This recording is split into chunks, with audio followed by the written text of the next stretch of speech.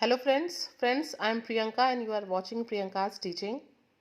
Friends, today I am going to explain you the poem How to Tell Wild Animals, and this beautiful poem is composed by Carolyn Wells. Okay? Friends, first of all I will read the introduction which is given on the page. This humorous poem suggests some dangerous ways to identify wild animals. Read it aloud, keeping a strong and regular rhythm. Friends, this introduction is saying that the poem is very humorous. Means ki Wells has written this poem in a humorous way, and she will give some clues to the readers, to us, that how we will identify the dangerous animals okay कि हम किस तरीके से जो है animals को, dangerous animals को, wild animals को पहचान सकते हैं.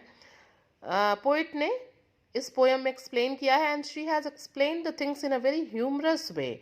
और उन्होंने इस पोएम को बहुत ही ह्यूमरस वे में लिखा है. Okay, now I will read the poem stanza by stanza and I will explain also. Okay, so be with me and let's start. If ever you should go by chance to the jungles in the east, and if there should you advance a large and tawny beast, if he roars at you as you are dying, you will know it is the Asian lion. Friends, the poetess is saying कि अगर आप कभी ऐसे ही घूमते हुए अगर east के जंगलों में चले जाते हैं, ईस्ट की तरफ चले जाते हैं और आपके सामने कोई ऐसा जानवर आ जाए जो कि लार्ज हो, टाउनी बीस्ट मीन्स जो बादामी कलर का हो, येलोइश कलर का हो, and if he roars at you as you are dying, अगर उसकी दहाड़ने से ऐसा लगे कि आप डर के मारे, you will die with the fear, कि आप डर के मारे मर जाएंगे, you will know it is the Asian lion. तो आपको समझ जाना चाहिए कि ये कौन सा एनिमल है. It's a Asian lion. Okay, king of the jungle, आपको समझ जाना चाहिए. And friends, the humour is here that अगर आप डर के मर जा रहे हैं तो आप क्या ही पहचानेंगे कि वो कौन सा जानवर है. Okay, now come on the next stanza. Or if sometime when roaming round, a noble wild beast greets you with black strips on a yellow ground, just notice if he eats you. This simple rule may help you learn the Bengal tiger to discern. Friends, the poetess is saying कि अगर आप कभी घूमते हुए किसी समय आपको कोई ऐसा जानवर मिल जाए, वाइल्ड बीस्ट मिल जाए, जो आपका वेलकम कैसे करे, बहुत ही नोबल वे में आपको जो है ग्रीट्स करे, वेलकम करे. अगर उसका बॉडी जो है पूरा कैसा हो, येलो कलर का हो और उस पर ब्लैक स्ट्रिप्स हो, just notice if he eats you. और वो क्या करे, वो आपको देखते ही जो है आपको खा जाए, तो आप समझ जाइए the simple rule may help you learn the Bengal tiger to discern. तो ये आपको पहचानने में, इसको अंतर करने में ये आपकी हेल्प करेगा. ये दूसरा कोई जानवर नहीं है, ये कौन है, ये रॉयल बंगाल टाइगर है. Friends, here also the poetess has created the humour कि अगर आपको वो खा जाता है, अगर आप मर जाते हैं, तो क्या ही आप उसको पहचान पाएंगे कि वो रॉयल बंगाल टाइगर है या कोई भी एनिमल है. Okay, now in this series the next animal you can see is the leopard. With the help of the picture you can come to know that it's leopard, and it's written, if is starling forth a beast you view, okay, whose hide with spots is peppered, as soon as he has leapt on you, you will know it is the leopard. I will do no good to roar with pain, he will only leap and leap again. Friends, the poet is saying कि if strolling forth a beast you view, अगर आप कभी इधर उधर घूमते समय आपको कोई ऐसा जानवर दिख जाए, whose hide with spots is peppered, जिसके शरीर पे क्या हो, बहुत ज्यादा संख्या में स्पॉट हो, धब्बे हो, स्पॉट हो, as soon as he has leapt on you, और वो देखते ही आपके ऊपर क्या कर जाए, छलांग लगा दे, कूद जाए आपकी तरफ, you will know it is the leopard. तो आपको समझ जाना चाहिए कि वो क्या है, वो लेपर्ड है. अगर कोई ऐसा चित्तीदार जानवर आपके ऊपर, आपको देखते ही आपके ऊपर लीप कर जाए, यू मस्ट नो, आपको समझ जाना चाहिए, ज़रूर समझ जाना चाहिए कि ये लेपर्ड है. And it will do no good to roar with pain. तो फिर क्या है, अगर वो आपके ऊपर कूद जाता है तो फिर दर्द से चिल्लाने का या फिर कुछ भी करने का कोई मतलब नहीं है, because he will only leap and leap again, क्योंकि वो क्या करता रहेगा, वो आपको छोड़ेगा नहीं, वो आपके ऊपर हमला कर देगा, आपके ऊपर कूद जाएगा, आपको मार डालेगा. Means there is no benefit of shouting and all. Okay, now come on the next in the series of the poem.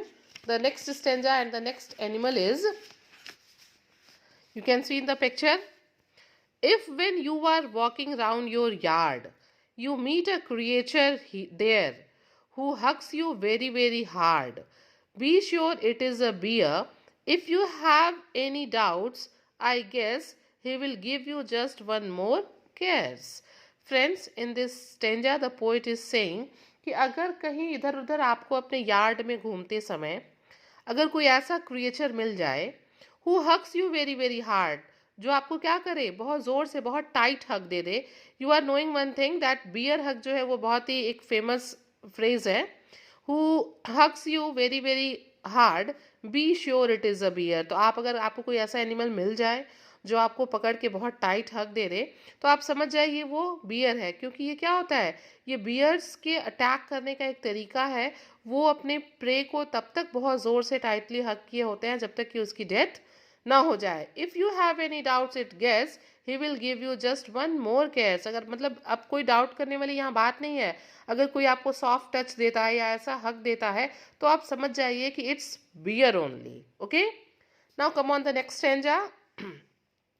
दो to distinguish beast of prey a novice might nonplus. यहाँ पे क्या कह रहा है, यहाँ पे जो पोइटिस हैं वो कह रही हैं कि अगर आप नए नए हैं और आपको किसी शिकार करने वाले शिकारी को पहचानना है तो आपको क्या करना होगा, आपको डिफ्रेंशिएट करना होगा. The crocodile you always may tell from the hyenas thus, hyenas come with merry smile but if they weep they are crocodiles. यहाँ पे वो कहता है कि अगर आप नए नए हैं और आप किसी शिकार करने वाले शिकारी को, जानवर को पहचानना चाहते हैं तो आप जान जाइए कि जो हाइनाज हैं उनके फेस पे क्या होती है, स्माइल होती है. और क्रोकोडाइल्स की आंखों में क्या होते हैं, टीयर्स, आंसू होते हैं. कब, जब वो शिकार कर रहे होते हैं, जब अपने प्रेज को वो पकड़ रहे होते हैं. तो उस टाइम अगर आपको डिफ्रेंशिएट करना है तो you can come to know by these clues only that hyenas are having smile on their faces and crocodiles have tears in their eyes. Now come on the last stanza. In explaining the last stanza, the poetess is saying the true chameleon is a small, a lizard sort of thing. He has not any ears at all and not a single wing. If there is nothing on the tree, this the chameleon you see. Poetess is saying कि ये जो chameleon है ये क्या है, ये एक छोटा सा बिल्कुल शॉर्ट ऑफ थिंग, लिजार्ड, ये बिल्कुल छिपकली के जैसा ही एक छोटा सा क्रिएचर है. ठीक है, और बिल्कुल छिपकली की तरह ही ना ही इसके कान होते हैं और ना ही इसके विंग्स होते हैं. Okay, and then after that explaining the chameleon she is saying, वो कहती हैं कि कैमिलियन जो है क्या करता है, वो एक ऐसा क्रिएचर है जो जिस जगह पे होता है वो अपने बॉडी के स्किन को जो है बिल्कुल उसी कलर में कन्वर्ट कर लेता है. अगर आप कभी शिकार करने या फिर घूमते फिरते हुए किसी पेड़ के पास जाते हैं and if there is nothing on the brown branches you can guess that there is a chameleon, कि वहाँ पे कैमिलियन है. क्योंकि उसने क्या किया हुआ है, उसने अपने स्किन को जो है बिल्कुल उसी कलर में जो है ब्रांचेस के कलर में ही कन्वर्ट किया हुआ है, चेंज किया हुआ है. तो फ्रेंड्स, हम लोगों ने देखा कि the poet has explain the things in a very humorous way, and we can say that in the poem the poet has explained the characteristics of various wild animals, okay, in a very funny way. Okay friends, and she has used language in a way that generates humor. Okay friends, and she is introducing various kinds of wild animals like Asian lion, Bengal tigers, bear, leopard and etc. Okay, so we can say that the topic of the distinctive attributes and characteristics of wild animals and how they differ from domestic animal is the theme of the poem. Okay, यही इसका theme है कि कैसे जो ये animals हैं ये किस तरीके से जो है डोमेस्टिक एनिमल से डिफरेंट हैं और किस तरीके से जो है हम उनको पहचान सकते हैं, उनके कैरेक्टरिस्टिक्स क्या हैं.